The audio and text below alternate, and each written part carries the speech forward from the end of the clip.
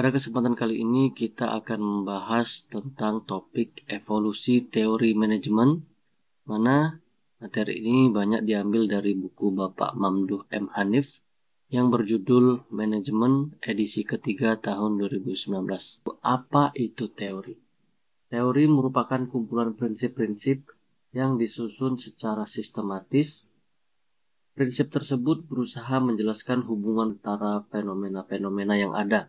Sebagai contoh, kita mengamati bahwa tanah di sekitar gunung berapi merupakan tanah yang subur. Ada dua fenomena yang barangkali berkaitan, tanah yang subur dan gunung berapi. Mengambil kesimpulan bahwa gunung berapi menyebabkan tanah menjadi subur, kita tidak mungkin mengambil kesimpulan yang sebaliknya. Tanah subur menyebabkan gunung berapi. Kita sudah satu langkah lebih maju, kemudian orang lain mengamati bahwa ada tanah yang subur meskipun tidak berada di dekat gunung berapi.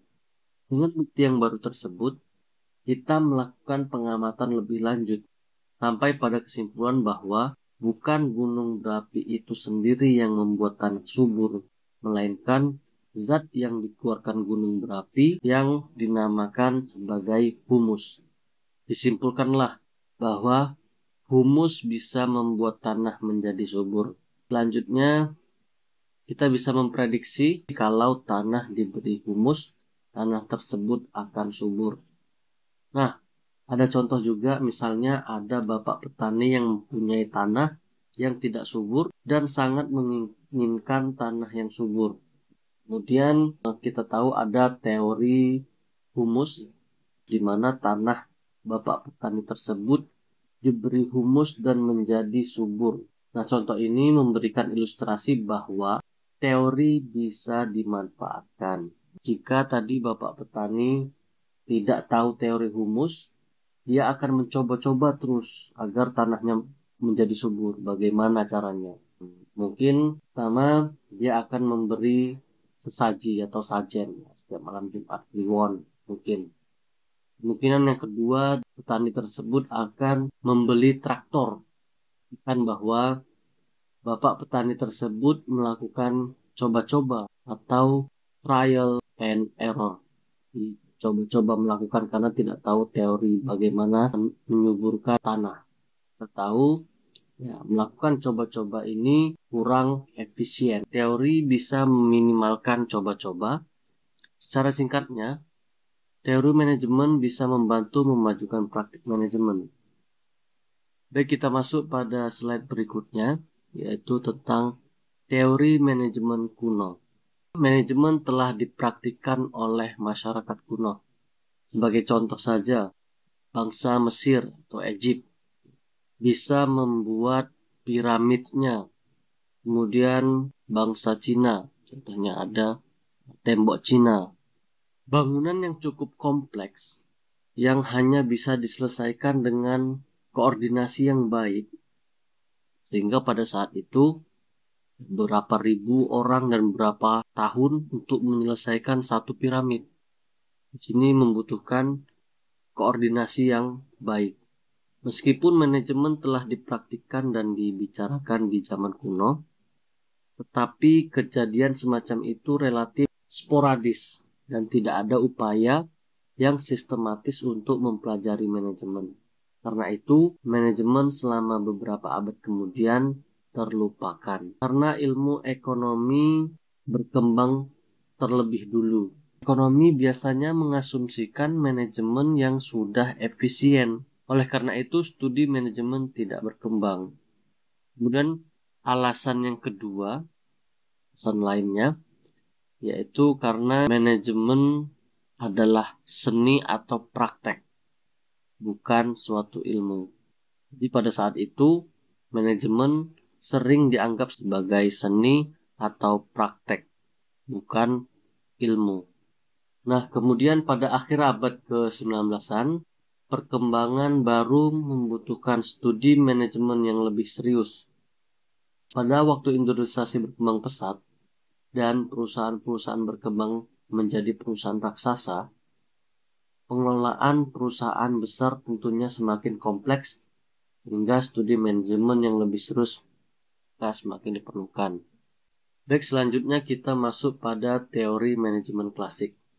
Sini ada dua pioner atau pendahulu. Yang pertama Robert Owen pada tahun 1771 sampai 1858. Robert Owen merupakan seorang manajer dan pemilik beberapa pabrik kapas di Inggris. Pada waktu itu kondisi kerja di pabrik itu sangat buruk. Owen sampai pada kesimpulan bahwa manajer harus menjadi pembaharu atau reformer. Beliau melihat peranan pekerja yang cukup penting sebagai aset perusahaan. Kerja bukan hanya merupakan input, tapi merupakan sumber daya perusahaan yang signifikan. Dan yang kedua, Charles Babbage pada tahun 1792 sampai 1871. Babbage merupakan profesor matematika di Inggris. Dengan latar belakang kuantitatifnya, beliau percaya bahwa prinsip-prinsip ilmiah dapat diterapkan untuk meningkatkan efisiensi produksi. Produktivitas naik, biaya operasi turun.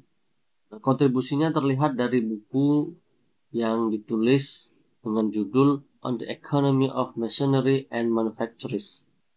Dia percaya bahwa metode kuantitatif bisa digunakan untuk menganalisis persoalan suatu perusahaan, seperti untuk mengefisienkan penggunaan bahan baku atau fasilitas lainnya. Kemudian kita masuk pada teori manajemen ilmiah. Teori manajemen ilmiah muncul karena kebutuhan untuk meningkatkan produktivitas. Pada awal abad ke-20, perusahaan raksasa bermunculan, sementara penawaran tenaga kerja relatif kurang. Salah satunya ada Frederick Winslow Taylor pada tahun 1856 sampai 1915. Frederick Taylor disebut sebagai bapak manajemen ilmiah. Taylor memfokuskan perhatiannya pada studi waktu untuk setiap pekerjaan. Manajemen ilmiah menurut Taylor didasarkan pada beberapa langkah atau prinsip. Prinsip manajemen ilmiah menurut Taylor, pertama, mengembangkan ilmu atau sains untuk setiap elemen pekerjaan untuk menggantikan metode perkiraan yang tanpa didasari ilmu. Kemudian kedua, memilih karyawan secara ilmiah dan melatih mereka untuk melakukan pekerjaan seperti yang telah ditentukan pada langkah 1. Kemudian langkah yang ketiga, mengawasi karyawan untuk memastikan bahwa mereka mengikuti metode yang telah ditentukan untuk mengerjakan suatu pekerjaan seperti langkah 1, pengawasan dilakukan secara ilmiah pula. Nah, prinsip manajemen ilmiah yang keempat, kerjasama antara manajemen dengan pekerja ditingkatkan. Persahabatan antara keduanya juga ditingkatkan. Sini Taylor berpendapat bahwa agar prinsip tersebut sukses, diperlukan revolusi mental yang menyeluruh baik dari sisi manajemen maupun sisi pekerja. Daripada bertikai memperebutkan keuntungan yang ada, lebih baik keduanya memfokuskan pada peningkatan produktivitas dan keuntungan agar lebih besar. Keuntungan yang lebih besar akan menguntungkan semuanya. Dan Taylor percaya bahwa manajemen maupun pekerja mempunyai kepentingan yang sama untuk meningkatkan produktivitas. Kemudian yang kedua, Frank B. Gilbert pada tahun 1868 sampai 1924 dan Lillian Gilbert pada tahun 1878 sampai 1972. Keduanya merupakan suami istri yang mempunyai minat yang sama terhadap manajemen. Keduanya mengembangkan rencana promosi 3 tahap yang ditujukan sebagai program pengembangan karyawan dan untuk menaikkan semangat kerja karyawan. Kemudian yang ketiga, ada Henry L. Gantt pada tahun 1861 sampai 1919. Dan ini pernah bekerja dengan Taylor, kemudian dia bekerja sendiri dan melakukan perbaikan metode Taylor. Dia melakukan perbaikan metode penggajian Taylor atau differential system karena menurutnya metode tersebut kurang memotivasi pekerja. Setiap pekerja yang dapat menyelesaikan beban kerja hari itu akan menerima 50 sen.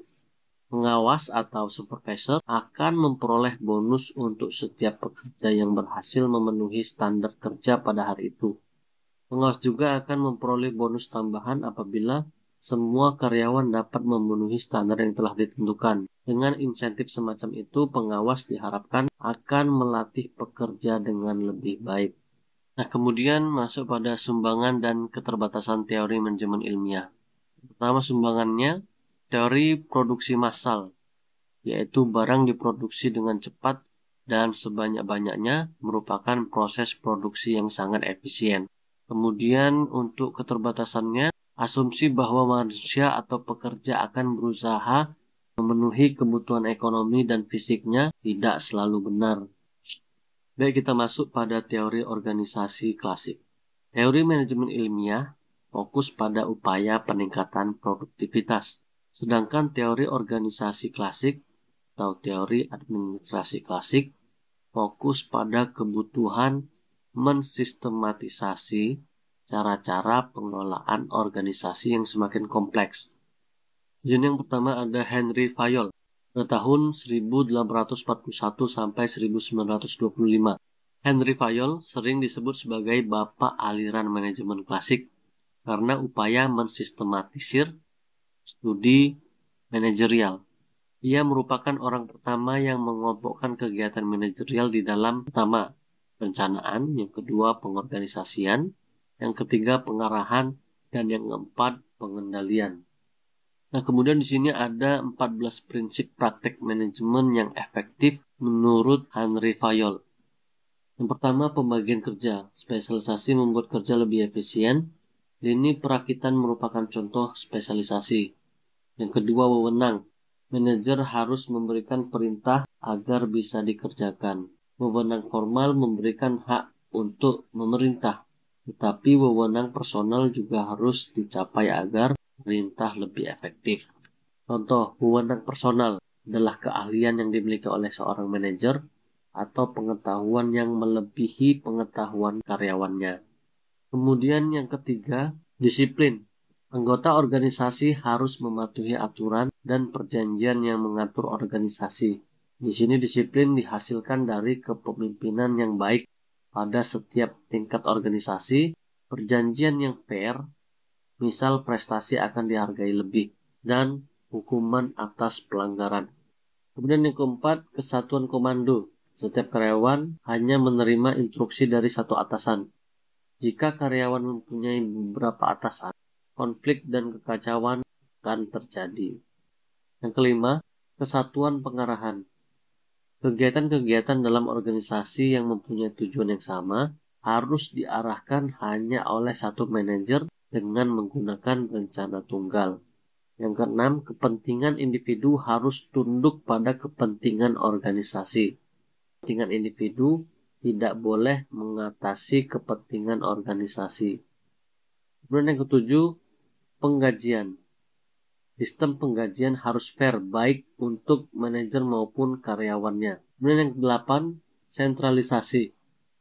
Manajer bertanggung jawab terhadap organisasinya karena itu bisa memberikan perintah kepada karyawan. Tapi pada saat yang bersamaan, karyawan harus diberi wewenang yang cukup untuk melaksanakan pekerjaannya. Dengan demikian, tingkat sentralisasi dan desentralisasi yang optimal harus dicari. Kemudian yang kesembilan, ada hierarki. Garis wewenang dalam organisasi turun dari manajer puncak sampai ke karyawan tingkat bawah dalam suatu organisasi. Kemudian yang ke-10, perintah. Sumber daya atau materi dan manusia harus dikoordinasikan sedemikian rupa sehingga selalu siap pada waktu dan tempat yang diperlukan. Yang ke-11, kesamaan. Manajer harus fair dalam memperlakukan karyawan dan bersahabat dengan karyawan. Yang ke-12, stabilitas staf. Perpindahan kerja atau turnover yang tinggi harus dihindari karena membuat organisasi tidak efisien. Kemudian ke-13, inisiatif. Karyawan diberi kebebasan untuk berinisiatif melakukan pekerjaannya. Terakhir, ke-14, esprit de corps. Itu kerja tim, semangat tim, rasa persatuan dan kebersamaan harus didorong dan dipelihara. Kemudian lanjut, yang kedua ada Max Weber pada tahun 1864 sampai 1920. Max Weber merupakan ahli sosiologi Jerman yang mengembangkan teori birokrasi. Menurutnya, suatu organisasi yang terdiri dari ribuan anggota membutuhkan aturan yang jelas untuk anggota organisasi tersebut. Adapun organisasi yang ideal adalah birokrasi di mana aktivitas dan tujuan diturunkan secara rasional dan pembagian kerja disebutkan dengan jelas. Nah, di sini sumbangan dan keterbatasan teori organisasi klasik.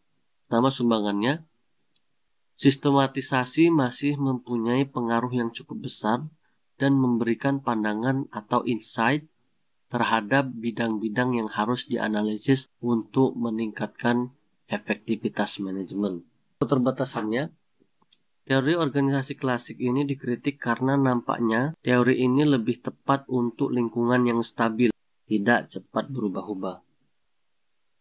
Kemudian kita lanjut pada teori organisasi klasik. Yang keempat, Mary Parker Follett pada tahun 1868 sampai 1933. Mary Parker sedikit berbeda dengan pendahulunya karena memasukkan elemen manusia dan struktur organisasi ke dalam analisisnya. Elemen tersebut kemudian muncul dalam teori perilaku dan hubungan manusiawi. Di sini Follett percaya bahwa seseorang akan menjadi manusia sepenuhnya apabila manusia menjadi anggota suatu kelompok. Di sini Follett percaya bahwa manajemen dan pekerja mempunyai kepentingan yang sama karena menjadi anggota organisasi yang sama. Kemudian lanjut yang kelima, ada Chester E. Barnard pada tahun 1886 sampai 1961. Menurutnya, orang datang ke organisasi formal seperti perusahaan karena ingin mencapai tujuan yang tidak dapat dicapai sendiri. Pada waktu mereka berusaha mencapai tujuan organisasi, mereka juga akan berusaha mencapai tujuannya sendiri. Baik, kita masuk pada aliran perilaku. Pertama, pendekatan hubungan manusiawi. Efektivitas kerja diharapkan akan terjadi dari suasana kerja atau hubungan manusiawi yang baik. Yang pertama, studi Hawthorne, yaitu kenaikan produktivitas terjadi karena kelompok kerja yang dijadikan studi dan juga kelompok kendali merasa menjadi perhatian. Nah, perhatian manajemen dapat meningkatkan semangat kerja karyawan atau sering disebut efek Hawthorne. Nah, adapun sumbangan dan keterbatasan pendekatan hubungan manusiawi, di sini sumbangannya menyadarkan pentingnya kebutuhan sosial. Suasana kerja menjadi lebih baik. Kemudian keterbatasannya, desain, metode, dan analisis penelitian yang dilakukan oleh Mayo sampai saat ini masih kontroversi karena konsep manusia sosial yang dikembangkan tidak menjelaskan sepenuhnya perilaku seorang manusia. Kemudian selanjutnya, pendekatan ilmu perilaku. Para ahli dalam perilaku menggunakan metodologi dan konsep dari ilmu sosial seperti sosiologi, psikologi, dan antropologi. Mereka mengembangkan kerangka analisis yang lebih kompleks dibandingkan dengan pendekatan hubungan manusiawi. Beberapa ahli perilaku mengatakan bahwa perilaku manusia didorong oleh kebutuhan untuk mengaktualisasi dirinya sendiri. Adapun sumbangan dan keterbatasan aliran ilmu perilaku, sumbangannya, manajer dapat lebih sensitif dan efektif dalam berurusan dengan bawahannya. Nah, untuk keterbatasannya, teorinya ini cukup kompleks dan rekomendasi sering berbeda antara satu ahli dengan lainnya, sehingga manajer sulit untuk menentukan pendapat yang paling baik yang mana. Kemudian kita masuk pada pendekatan kuantitatif. Riset, operasi, dan manajemen sains. Pendekatan kuantitatif untuk manajemen mulai dikembangkan sejak Perang Dunia Kedua. Model riset operasi seperti CPM atau Critical Path Method yang digunakan untuk merencanakan proyek, teori antrian untuk memecahkan persoalan antrian. Manajemen operasi merupakan variasi lain dari pendekatan kuantitatif. Pendekatan ini lebih sederhana dan dapat diaplikasikan langsung pada situasi manajemen.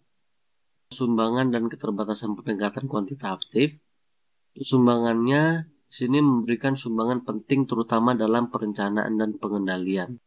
Kemudian untuk keterbatasannya, banyak menggunakan model atau simbol yang sulit dimengerti oleh kebanyakan orang, termasuk manajer, dan tidak melihat persoalan perilaku dan psikologi manusia dalam organisasi. Baik, selanjutnya kita masuk pada teori manajemen kontemporer. Yang pertama, pendekatan sistem. Sistem dapat diartikan sebagai gabungan sub-subsistem yang saling berkaitan. Organisasi sebagai suatu sistem akan dipandang secara keseluruhan, terdiri dari bagian-bagian yang berkaitan atau subsistem, dan sistem atau organisasi tersebut akan berinteraksi dengan lingkungan. Nah, di sini kita lihat bagan model sistem. Sini ada input, proses transformasi, dan output. Kemudian di sampingnya ada integrasi dengan lingkungan, dan ada juga feedbacknya. Yang pertama input suatu organisasi. Di sini maksudnya dari lingkungannya. Contohnya bahan mentah atau bahan baku, sumber daya manusia, kemudian modal keuangan dan informasi. Kemudian masuk pada proses transformasi, di mana transformasi ini adalah kegiatan dalam organisasi. Contohnya sistem produksi, sistem pengendalian, dan administrasi. Kemudian masuk pada outputnya apa? Lingkungan, contohnya produk, keuntungan, dan informasi. Kemudian ada feedback atau umpan baliknya apa. Di sini ada istilah kunci dalam pendekatan sistem. Ada sistem terbuka, yaitu sistem tersebut berinteraksi dengan lingkungan. Karena semua organisasi merupakan sistem terbuka, meskipun dengan tingkatan yang berbeda. Organisasi perusahaan barangkali lebih terbuka dibandingkan dengan organisasi terlarang. Tidak menyesuaikan terhadap lingkungan kadang-kadang dapat berakibat fatal terhadap organisasi. Perusahaan yang tidak mampu mengikuti perkembangan konsumen tidak mampu menjual produknya dan akibatnya akan mati. Kemudian ada subsistem. Subsistem ini merupakan bagian dari sistem. Subsistem pemasaran, subsistem keuangan, subsistem produksi, membentuk sistem perusahaan. Subsistem tersebut saling berkaitan. Perubahan pada subsistem produksi akan mempengaruhi subsistem pemasaran dan keuangan. Dan pada akhirnya, sistem secara keseluruhan. Manajer dengan demikian harus melihat tidak hanya subsistemnya saja, tapi juga berkaitan antara subsistemnya. Kemudian ada sinergi, yaitu jika subsistem bekerja sama, hasil yang diperoleh akan lebih efektif dibandingkan apabila mereka bekerja sendiri-sendiri. Sinergi sering dikaitkan dengan merger, di mana dua perusahaan yang bersatu akan lebih efisien dibandingkan dengan jika dua perusahaan tersebut berjalan sendiri-sendiri. Kemudian aliran atau flow. Input mengalir ke sistem, kemudian diproses oleh sistem, dan keluar sebagai output.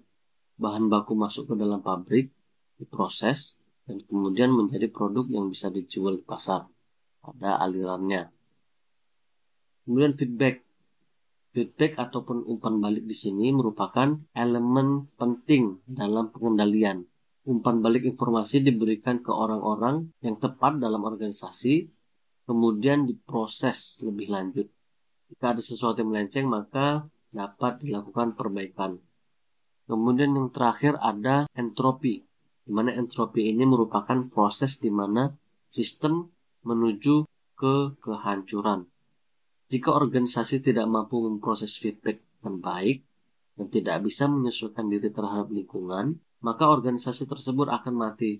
Ada beberapa contoh perusahaan yang tidak mampu menyesuaikan perubahan terhadap selera konsumennya atau lingkungan akan mengalami kebangkrutan dan mati. Baik, selanjutnya pendekatan situasional, di mana pendekatan ini menganggap bahwa efektivitas manajemen tergantung pada situasi yang melatar belakanginya. Prinsip manajemen yang sukses pada situasi tertentu belum tentu efektif jika digunakan di situasi lainnya. Disinilah tugas manajer adalah untuk mencari teknik yang paling baik untuk mencapai tujuan organisasi dengan melihat situasi, kondisi, dan waktu yang ditentukan. Sebagai contoh, manajer ingin menaikkan produktivitas. Aliran klasik akan menyarankan gaji dinaikkan, struktur organisasi diperjelas, teknik kerja diperbaiki. Kemudian aliran pendekatan hubungan manusia dan perilaku akan menyarankan pemerdayaan kerja. Pekerjaan dibuat lebih bervariasi dan tanggung jawab kerja diperluas. Sedangkan pendekatan kuantitatif akan menyarankan model perencanaan dan pengendalian terbaru.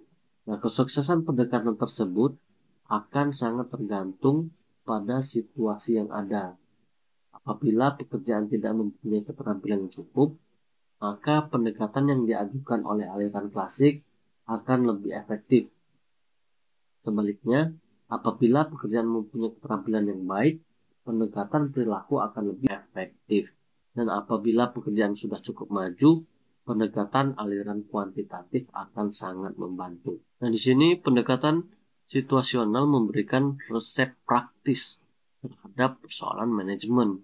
Maka tidak heran pendekatan ini dikembangkan oleh manajer, konsultan, atau peneliti yang banyak berkecimpung dengan dunia nyata. Pendekatan ini menyadarkan manajer bahwa kompleksitas situasi manajerial membuat manajer lebih fleksibel atau sensitif dalam memilih teknik-teknik manajemen yang baik berdasarkan situasi yang ada. Kita lanjut, yaitu pendekatan hubungan manusiawi baru atau Neo-Human Relation. Pendekatan ini berusaha mengintegrasikan sisi positif manusia dan manajemen ilmiah. Pendekatan ini dimulai pada tahun 1950-an dan memperoleh momentum pada tahun 1960-an. Pendekatan perilaku mengatakan bahwa manusia berusaha mengaktualisasikan dirinya. Pendekatan hubungan manusiawi baru melangkah lebih lanjut. Mereka melihat bahwa manusia merupakan makhluk yang emosional, intuitif, dan kreatif. Dengan memahami kedudukan manusia tersebut, prinsip manajemen dapat dikembangkan lebih lanjut. Pendekatan hubungan manusiawi baru masih membutuhkan waktu untuk sampai dikatakan sebagai aliran manajemen baru. Meskipun demikian, pendekatan tersebut cukup populer baik di lingkungan akademisi maupun praktisi. Ide-ide pendekatan tersebut banyak mempengaruhi praktik manajemen saat ini. Kita masuk yang terakhir, yaitu pandangan integratif. Nah, di sini ya kita lihat pada bagian pendekatan integratif. Jadi di sini memperlihatkan integrasi aliran ke dalam satu kerangka. Nah, di sini pendekatan sistem dan pendekatan situasional. Pendekatan sistem yang ketergantungan antar subsistemnya. Nah, kemudian melihat pengaruh lingkungan. Sedangkan pendekatan situasional melihat situasi yang dihadapi dan bertindak atas dasar situasi yang dihadapi pula. Nah, kemudian dilihat pada klasik yang fokus pada efisiensi dan produktivitas, dan pendekatan perilaku organisasi, dan pentingnya sumber daya manusia. Kuantitatif, pendekatan kuantitatif, manajemen operasi, dan manajemen sains, yang tujuan akhirnya yaitu manajemen yang efektif dan efisien. Di sini manajer harus mampu melihat ketergantungan antar bagian dalam organisasi, pengaruh lingkungan eksternal, dan keunikan situasi yang dihadapi. Nah, setelah memahami ketiga hal tersebut, manajemen dapat memilih pendekatan mana yang paling baik untuk diterapkan pada situasi yang dihadapi. Baik, rangkuman ada 3 poin. Yang pertama, teori manajemen yang baik dapat mendorong profesionalisme manajemen, karena manajemen merupakan ilmu dan seni sekaligus. Kemudian poin kedua, teori dapat digunakan untuk memprediksi kaitan antara beberapa fenomena, dan dengan demikian bisa diharapkan mengurangi praktek coba-coba. Hal ini dapat mengefisienkan kerja seorang manajer. Kemudian poin yang terakhir, pendekatan integratif berusaha menggabungkan pendekatan-pendekatan yang ada dengan melihat organisasi sebagai suatu sistem dan menggunakan pendekatan yang ada secara situasional. Baik, terima kasih. Semoga bermanfaat.